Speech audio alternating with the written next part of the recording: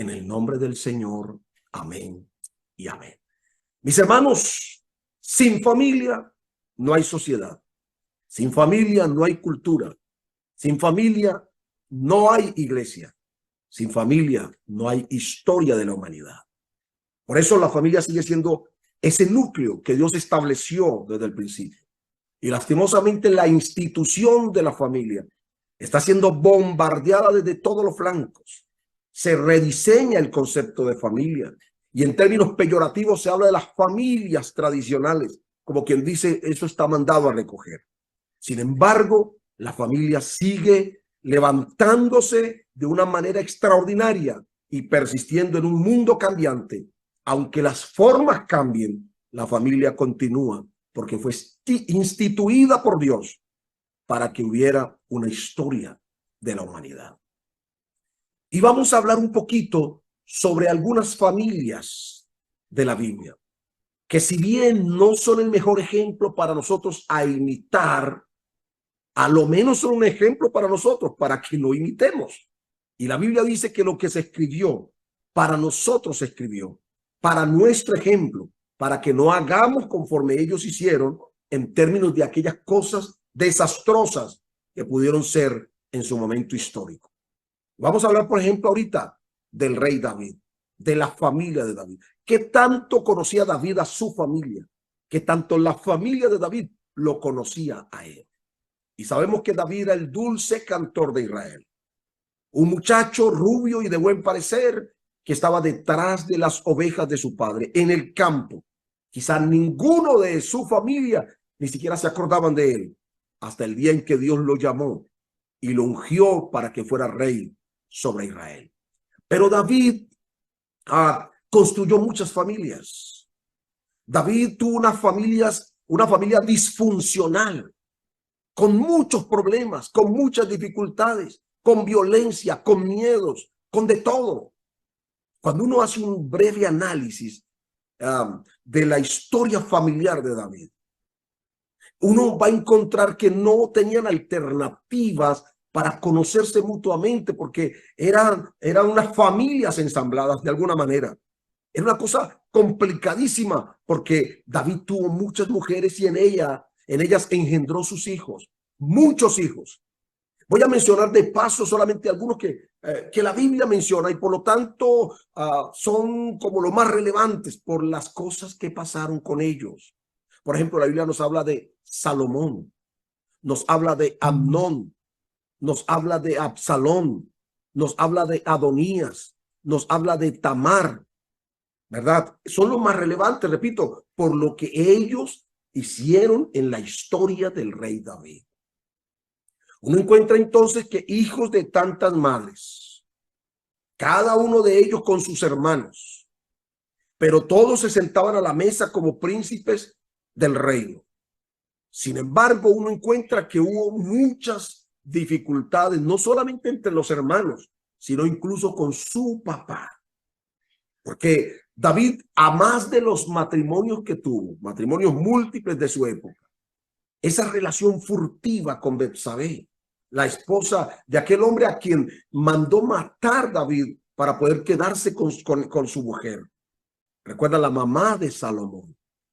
Esa fue una situación tan complicada que le trajo muchas dificultades a la vida de David. Tanto que el profeta Natán, una vez que le descubrió su pecado, dictó sentencias sobre David y le dijo: no se apartará jamás de tu casa la espada. Y esa es la razón por la que todavía hoy escuchamos de guerras como la que está pasando en Israel. Pareciera que fuera esa, la historia cíclica del rey David. Pero también la relación que tuvo con Abigail. Usted recuerda aquella mujer prudente y sabia que salvó la vida de su marido Nabal, aquel imprudente que desafió a David. Y el rey David, sin ser rey todavía, iba a matar a ese hombre y ella le sale al encuentro. David se enamora, quedó prendido de esta mujer y cuando ella quedó viuda, él la hizo también una de sus esposas. De modo que David, al construir múltiples hogares, su familia llegó a ser una familia disfuncional. Complejo. Imagínense hoy qué tal en algunos países orientales cómo viven. Claro, lo que pasa es que la fuerza y el dominio que tienen hace que todo el mundo esté como sujeto, pero en Israel no era de esa manera. David era un hombre que permitía que sus hijos forjaran su propia personalidad, pero le costó muchas lágrimas. Y eso es lo que vamos a ir mirando poco a poco, entre otros casos de familias que no son un ejemplo para nosotros, para que aprendamos a conocernos. Por ejemplo, ¿cómo fue la relación de David con sus hijos? Nosotros sabemos que ellos se sentaban a la mesa, repito, como príncipes que eran, pero había unas diferencias sustanciales entre ellos. Algunos le tenían más confianza a sus propias madres que al rey David. Y otros tenían más afinidad, como suele suceder en las familias. Algunos se repeleaban entre ellos, no se querían. De hecho, se mantenían como rivales entre los mismos hermanos. Y esa situación trajo una serie de frutos malos al interior de la vida familiar. Y yo quiero dividir esto a lo menos en tres cosas: las disputas por el reino, el incesto familiar y la violencia intrafamiliar. Por ejemplo, las disputas del reino. Absalón, uno de los hijos de David, recuerden ustedes que quiso usurpar el trono. Y este hombre hizo unas estrategias, orquestó, diseñó una manera de cómo lograr quitar a David del reino y quedarse con el trono. Fue tan peligrosa la situación que al rey David le tocó huir para salvar su vida. Absalón hizo todo lo que pudo. Logró ganarse el corazón del pueblo. Logró ganarse el corazón de muchos de los ancianos de Israel, de la gente fuerte, de la gente pudiente, para poder orquestar el jaque mate a su padre. Pero al fin y al cabo, todo su plan se vino a tierra y Absalón tuvo que morir. También la Biblia nos va a narrar la historia de Adonías en el primer libro de Reyes, capítulo 1. Adonías también quiso apoderarse del trono. Él también organizó, orquestó, diseñó, ejecutó un plan para quedarse con el trono, pero tampoco pudo. Fue una historia, hermanos, de rivalidades y de lucha de poderes al interior de la familia, que tanto se conocían. Porque seguramente cuando uno no se conoce, es probable, evidentemente, que esto hace que haya ese tipo de rivalidades entre hermanos, que no se amen entre ellos. Y encontramos también, en segundo lugar, el incesto familiar. Recuerden ustedes que cuando Absalón usurpa el trono, Absalón llega al colmo de acostarse con las mujeres de su propio papá. Y no lo hizo en secreto. No lo hizo en oculto ni en las sombras, lo hizo a la luz del público. Dice la Biblia que en la terraza del palacio, a ojos de todo el mundo. Una cosa desastrosa, una cosa triste, una cosa muy lamentable, aborrecible desde cualquier punto de vista. Incesto al interior de la familia de David. Pero también podemos hablar de Amnón. La Biblia enseña que Amnón se enamoró de su propia hermana, y hablo de enamorar, a tal grado que se le desató una pasión incontrolable. Era un deseo fuerte por estar sexualmente con ella, hasta que hubo un día en que él decidió violar a su propia hermana. Imagínate esa situación tan complicada. Y esto llevó, hermanos, a consecuencias mayores. Entonces viene la tercera parte del desarrollo de la historia de vida de la familia de David, y es la violencia intrafamiliar. Cuando Absalón se enteró que Amnón había violado a su hermana Tamar, mi Biblia dice que entonces Absalón mató a Amnón. Asesinó a su propio hermano en venganza por la violencia sexual que le había hecho a su propia hermana. Y Salomón, una vez queda en el trono, mandó a matar a Adonías. Mató a Adonías, su propio hermano que había querido usurpar el trono. Es una historia triste, lamentable, de enfrentamientos, de lucha de poderes, una situación muy complicada al interior de la familia. Y esto suele ocurrir cuando papá y mamá no establecen las pautas de crianza claramente, o los estilos parentales, o no instalan disciplina, o cuando hay preferencias por uno de los hijos. Eso genera rivalidad al interior de las relaciones fraternales. Pero, ¿cómo les parece que también tenemos otros casos que no son ejemplos para nosotros de cómo conocerlos? Por ejemplo, si hablamos un poquito de Jacob, Jacob también establece dos tipos de hogares y tiene sus hijos. Pero nosotros encontramos todas las situaciones que hubo en la vida de Jacob, empezando desde sus padres. Esa lucha de poderes de Jacob con su hermano Esaú. El deseo que tenía Jacob de quedarse con la primogenitura lo lleva a engañar a su hermano y lo lleva a engañar a su padre. Luego lo lleva a engañar a su suegro, pero también su suegro lo engañó a él. Le entrega a la mujer por la que no había trabajado y lo hizo trabajar más por aquella que él amaba. Y encontramos cómo esa rivalidad entre estas dos mujeres. La mujer de los ojos delicados, dice la Biblia. Ella lloraba muchas veces porque aunque tenía los hijos a Jacob, ella veía que Jacob amaba a Raquel. Y así sucesivamente encontramos una serie de situaciones. Judá se acuesta con su propia nuera. Es todo un desastre las relaciones familiares. Y frente a esta situación, encontramos que al final Dios llama a Jacob para que se reconcilie con él. Y una vez que Jacob obtiene la bendición de Dios, al final de su vida puede orar por sus hijos, convertido en un profeta. Se necesita que Dios intervenga en la crianza de nuestros hijos. No podemos sacar a Dios del interior de la familia, porque cuando sacamos a Dios, cuando sacamos la palabra, hermanos, las cosas por sí solas no se pueden producir.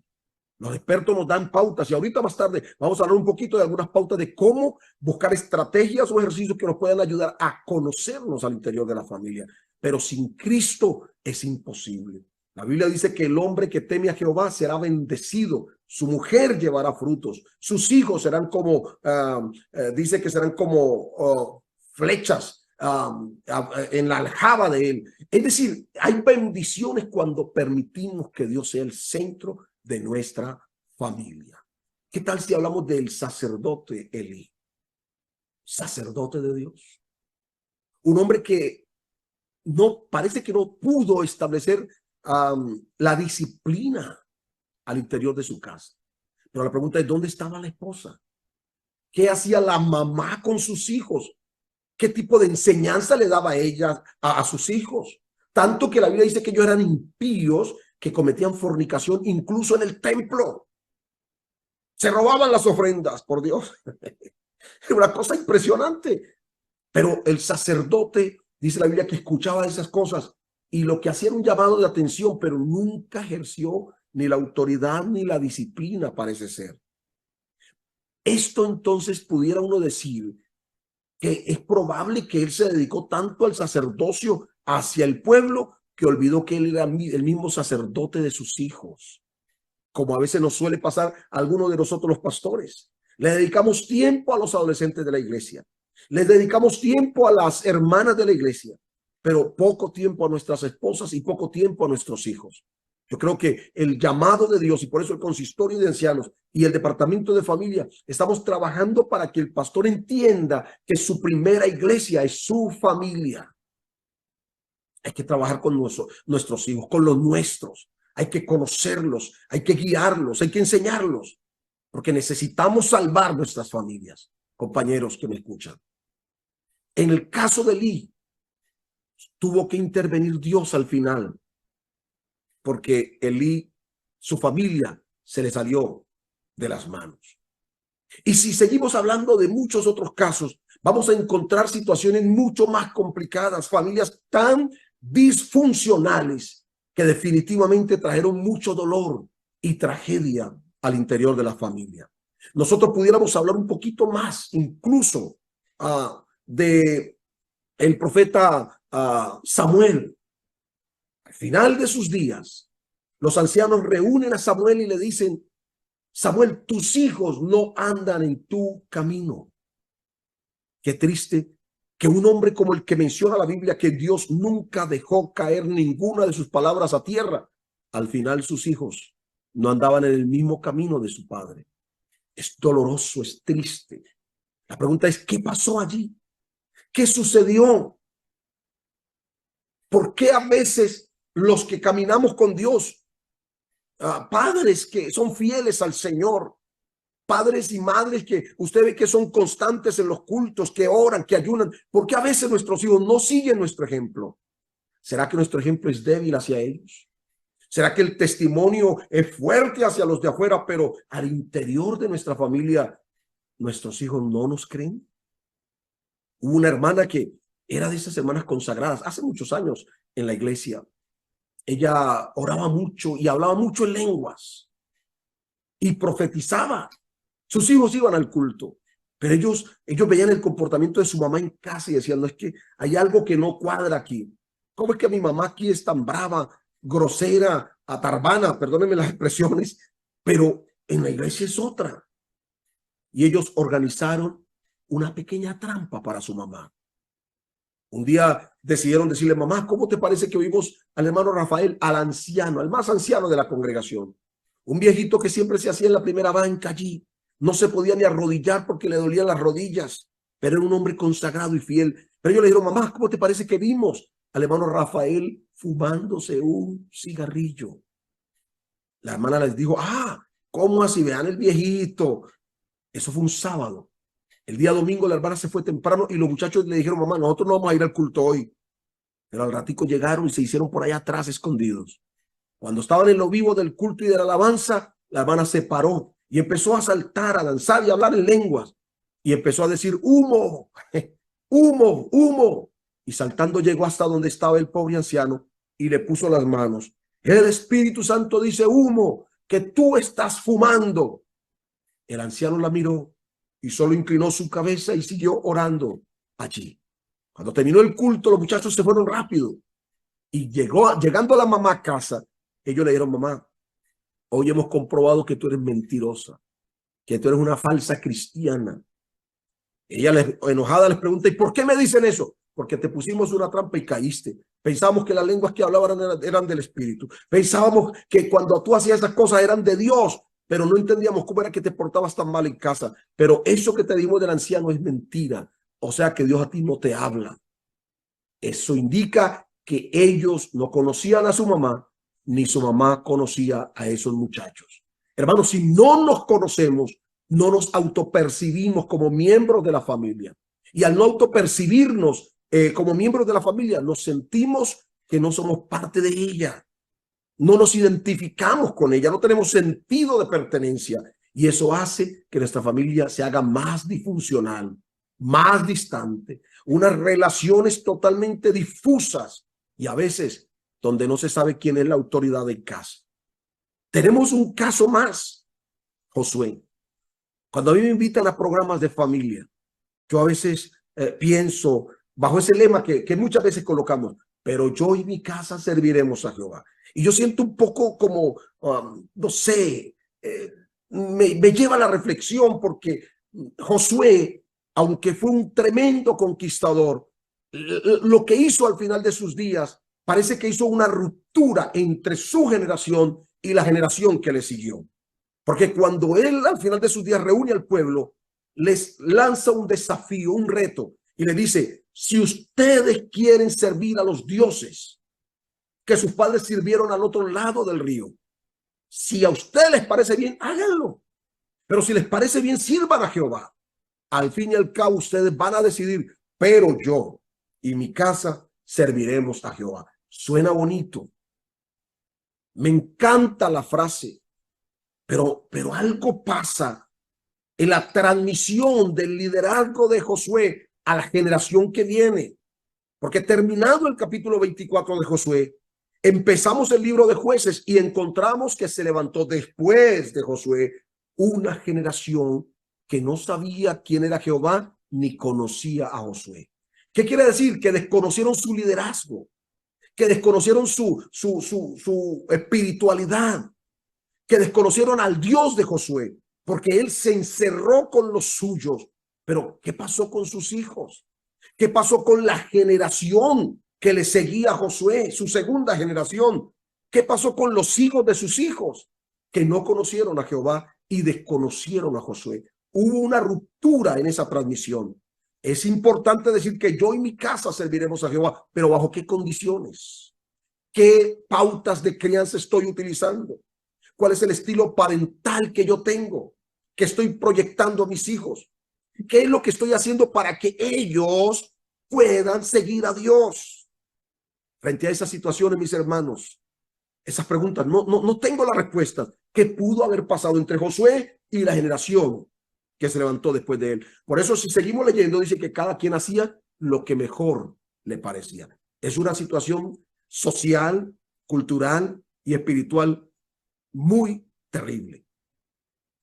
Entonces, frente a este tipo de cosas, uno pudiera preguntarse, por ejemplo, en el Nuevo Testamento, ¿por qué no aparecen los nombres de los apóstoles? ¿Por qué no aparecen los nombres de las esposas de los apóstoles? ¿Qué quiso Dios preservar que no permitió que los escritores sagrados pudieran consignar qué pasó con los hijos de Pedro o Mateo o cualquiera de ellos? Los evangelistas hacen un absoluto silencio. Solo nos hablan de la esposa de Pedro y ni siquiera de la esposa de Pedro, de la suegra de Pedro. Las epístolas callan. Solo Pablo le escribe a los corintios y dice que Pedro y los demás apóstoles iban con sus esposas a los viajes misioneros, pero no menciona nada sobre ellas. No menciona nada sobre sus hijos. Quizá para preservar la altura del llamamiento que tenían ellos.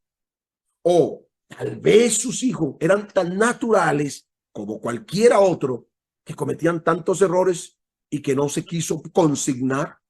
No lo sé. Pero qué importante entender que la familia fue constituida por Dios para que fuera el núcleo incluso de la salvación. Por eso la promesa de Dios a Abraham fue: en tu simiente, Cristo, todas las familias de la tierra serían bendecidas. Es importante, hermanos, a partir de esta realidad bíblica, entender qué responsabilidad tengo yo para poder criar mis hijos, para poder conocer a mi familia. Hay en consulta de consejería, muchos adolescentes llegan a nosotros con lágrimas en sus ojos diciendo: yo no me siento parte de mi familia. Siento que estoy aislado. Mi papá no me entiende, mi mamá no me entiende. Con mis hermanos no nos entendemos. Algunos al punto incluso de querer irse porque no se autoperciben como parte integral de la familia. Incluso niños que sienten que como que no encajan en la familia. Y la pregunta es: ¿qué está pasando? ¿Cómo los padres están direccionando en la crianza de sus hijos? Hubo un momento, yo tengo 3 hijos varones, y hubo una época en que ellos ya no querían el devocional, les parecía monótono. Alguna vez alguno de ellos dijo: culto, culto y más cultos. Entonces yo decidí cambiar la estrategia. Tal vez fue Dios que me iluminó, diría yo. Y un día le dije: muchachos, hoy vamos a tener un devocional jugando. Ahí mismo todos se organizaron y se sentaron a la mesa. Y le dije: hoy vamos a jugar el tingo, tingo, tango. Es un jueguito, una dinámica que se utiliza muchas veces en reuniones sociales. Y le dije: y el que se quede con la pelotita va a dar un versículo sobre tal tema. Y empezamos tingo, tingo, tingo, tingo, tingo. Y ellos, los nervios de quedar, pero cuando les quedaba, inmediatamente, si sabían el texto, lo decían, o si no, lo buscaban en la Biblia y podían decirlo. Y así poco a poco, muchas formas, muchas estrategias lúdicas se convirtieron en nuestros devocionales. Cantábamos, jugábamos, pero a la vez aprendíamos de la Biblia. Eso permitió que mis hijos interiorizaran un poco más sobre la palabra de Dios y nos integráramos como familia. En algunas madrugadas yo esperaba que ellos se durmieran, y cuando ya estaban más o menos, consideraba yo dormidos, entraba a sus cuartos y les imponía levemente las manos para orar por ellos, para pedirle a Dios que los guardara, que los guiara, que los ayudara, para suplicarle a Dios que los rodeara con su gracia y para reprender toda obra de las tinieblas en el corazón de mis hijos. Muchas veces ellos se despertaban asustados. Y yo les decía, tranquilo, hijo, estoy orando por ti. Al día siguiente se levantaban y cuando nos reuníamos, entonces comentaban, uy, tremendo susto que me metió mi papá anoche, pero que no, que estoy orando por usted. Ay, oiga, papá, no me asuste. Pero otra noche volvía yo y lo hice constantemente mientras estuvieron conmigo en casa, siempre orando y poniendo las manos por ellos. Y sabe una cosa, eso sirvió tanto que hoy yo veo el fruto de mi trabajo. Yo sé que fue la gracia de Dios. Yo sé que Dios nos ayudó de una manera extraordinaria. Incluso a veces Dios nos revelaba al oído, a mi esposa y a mí, algunas situaciones que ellos estaban viviendo. Y cuando les decíamos, mire, Dios nos contó esto, usted esto, aquello, tal, ellos reconocían y entonces era la oportunidad para orar por ellos y pedirle a Dios que los ayudara. Hermanos, es importante que Dios sea el centro de nuestra familia. Si aprendemos a conocernos, si aprendemos a relacionarnos, una reunión, un conversatorio en familia, seguramente vas a aprender a saber qué piensa tu hijo, qué piensa tu hija, cómo están percibiendo la vida, qué proyección tienen, qué saben de Dios. Es importante y por eso la invitación esta mañana es a que nos conozcamos. ¿Qué tanto conoces a tu familia? Quiero invitarte y voy a darte una pequeña pauta de aquellas que los expertos han brindado para que podamos hacer unas actividades en las que podamos fortalecer nuestra relación y a la vez conocernos un poco más. ¿Qué perfil de personalidad tiene tu hijo, tu hija? ¿Qué tanto conoces a tu esposa? ¿Qué tanto conoces a tu marido? ¿Qué tanto conoces a tus padres?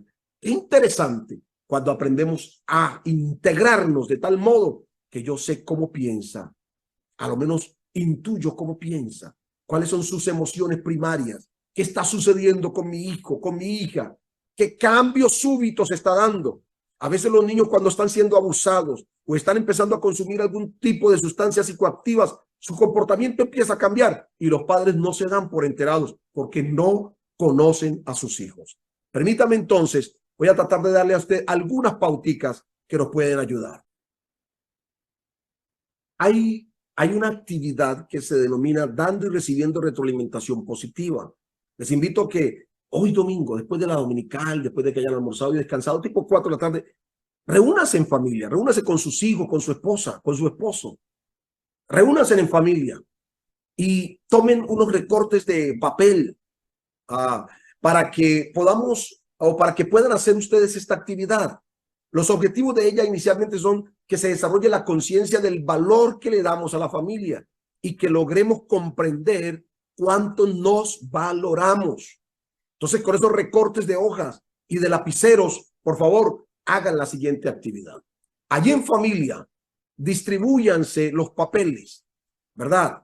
A usted, papá o mamá, explíquele esos dos objetivos a sus hijos o a su pareja, de la importancia del reconocimiento de los otros, que van a ser, digamos, los factores fundamentales para que la familia se integre un poco más. Cada uno debe escoger a otro miembro de la familia. Por ejemplo, el esposo puede escoger al hijo mayor. El hijo mayor puede escoger a su mamá. La mamá puede escoger al hijo menor. Y el hijo menor puede escoger a su papá. Es decir, escoger a uno, cualquiera de ellos, lo escoge y después de que lo escoge, usted va a escribir algo sobre esa persona que escogió. Va a escribir algo en ese papel. Le va a dedicar una frase corta que usted considere que puede halagar a esa persona. Por ejemplo, si yo escogiera a mi hijo mayor, yo podría escribirle: me encanta de ti ese talento que tienes de la música y de cómo adoras a Dios. O pudiera decir: me encanta cómo eres tan respetuoso cuando te diriges a mí como tu padre. Algo, una frase que usted siente que halague, que levante el ánimo en esa persona. Amén. Debe ser una cosa que a su juicio usted considere que al otro le caiga bien. Resaltar un logro, ¿verdad?, que haya obtenido recientemente, o dedicarle algo que esa persona, hombre, le pueda decir: gracias a Dios porque me está haciendo sentir especial, porque no sabía que mi hermano pensaba de mí tan bonito. Yo no sabía que mi esposa tenía tantos sentimientos tan bonitos. No sabía que mi esposo pensara de mí ese tipo de cosas. Esa es la invitación. Escríbanlo, por favor. Y luego, después de una charla, darles tiempito para que escriban, hagan el intercambio de sus escritos con quienes escogieron. Si tú escogiste a tu hijo mayor, tú le vas a entregar tu papel a él. Si el hijo mayor escogió a la mamá, él le va a entregar su papel a la mamá, etcétera, para que cada quien pueda leer lo que el otro escribió de sí. Eso va a generar alguna sorpresa. Se van a dar cuenta, es una cosa muy sencilla, pero puede generar sorpresa. Yo no sabía que mi hijo pensaba tan bonito de mí. No sabía que yo tenía tal cualidad. En ese momento va a ser el propicio para poder aclarar cosas, para poder decirse cosas bonitas, para dejar de lado las críticas, para dejar de lado las acusaciones, las señalizaciones y por el contrario, poder resaltar esas cosas bellas que tiene tu familia, que tiene tu papá, que tiene tu mamá, que tiene tu esposa, que tienen tus hijos, que tienen tus hermanos. Una vez que ustedes hagan la discusión, expliquen que cada uno está diciendo lo que realmente refleja en su corazón. Eso va a permitir que cada uno de ustedes se dé cuenta cuánto es valorado por el otro. Y frente a eso, ustedes se van a dar cuenta cómo la obra de Dios definitivamente puede ir interiorizándose en la vida de la familia. Quiero concluir en esta mañana esta reflexión diciendo cosas como estas. Qué importante que tengan actividades conjuntas. Qué importante que puedan comer juntos. Qué importante que puedan ir al culto juntos. Qué importante que hagan actividades lúdicas juntos. Qué importante que, como el devocional hoy está tan mandado a recoger en muchas familias, que ustedes intenten a lo menos leer de vez en cuando un pasaje bíblico juntos. Porque hay consecuencias de no saber conocerlos. Es muy complejo para una familia cuando no tiene la delicadeza de conocer cómo funciona su propia familia. La historia de David nos representan un cuadro muy desalentador y con todo lo que se escribió, según lo que dice el texto bíblico, es para que nosotros aprendamos a no hacer las mismas cosas que no son de ejemplo para nosotros. La idea es que busquemos las estrategias adecuadas para fortalecer los vínculos familiares, para evidenciar la unidad familiar, para construir principios y valores fundamentados en la palabra de Dios, para que seamos familias sanas, salvas y armoniosas. Si Cristo sigue siendo el centro de nuestro hogar, seguramente tendremos ese tipo de familias. La Iglesia Pentecostal Unida de Colombia, mediante el Departamento de Familia, estamos trabajando arduamente porque queremos ayudar a construir familias que amen a Dios, familias que no se olviden de Dios. La carrera profesional es importante, el empleo es importante, la adquisición de bienes materiales y la construcción de un proyecto de vida, todo eso es importante, pero si Cristo no está presente, todo será vano. Recuerda que nuestra casa tiene que estar edificada sobre la roca. Yo quisiera orar por alguien esta mañana. Quisiera orar por una familia. Ahí usted puede en la caja de comentarios escribir, pedir la oración. Díganos cuál es la situación de su familia. Pero vamos a orar en el nombre del Señor. Que Dios obre en su familia. Que el Señor intervenga en su familia. Soberano Dios, en el nombre del Señor Jesús, yo quiero presentarte, Padre Santo, cada familia esta mañana de la iglesia, cada papá, cada mamá, cada esposa, cada marido, cada hijo, cada hermano. Extiende tu mano sobre ellos. Dales inteligencia y sabiduría a los padres para que puedan establecer pautas de crianza correctas y estilos parentales que orienten y guíen los procesos de desarrollo de sus hijos. Señor, te pido por las parejas de la iglesia. Por favor, intervenga usted para que haya amor, para que haya comprensión, para que haya diálogo, para que haya conversación. Cada uno de los hijos, Señor, para que ellos se ubiquen en el contexto y en el rol que corresponde. Bendice las familias, Señor.